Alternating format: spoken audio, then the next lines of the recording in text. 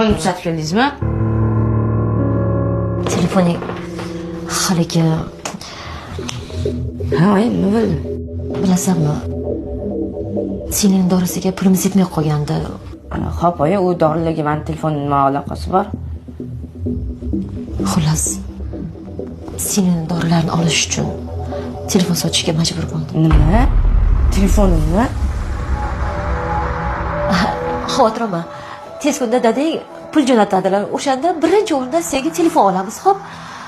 O'zi telefoning eskirib qolganda-ku, kecha sening mazasi askana bo'lmay qolganda dorilar qolmagandi.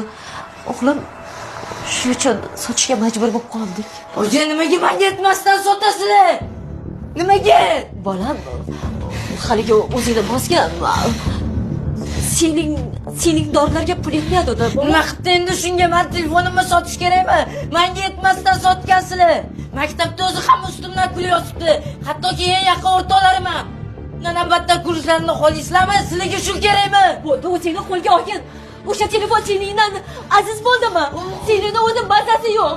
Oyi, bo'ldi, qilma. Yetmasdan sotasizlar. Bo'ldi, o'g'lim, polis oling.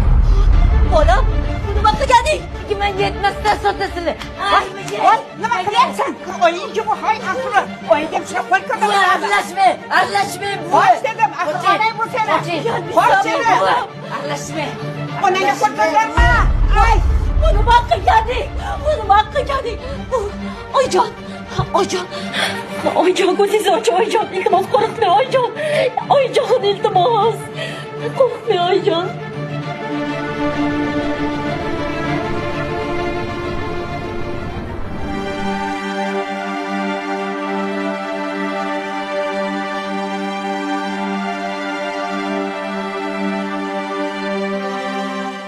Dadasi, tezroq keling. Sizsiz juda ham qiynalib ketdim.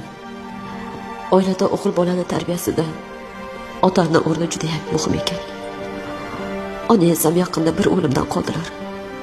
Agar o'sha payt qattiqroq yiqilib, o'lib netib qolganlarida sizga nima deb javob berardim? Asrorning taqdiri nima bo'lardi? Xayriyatga qon bosimlari ko'tarilibdi xolos. Lekin shuncha bo'lib o'tgan voqealarni ko'zingizga qarab qanday ayta olardim? Nima qilaman bilmayman.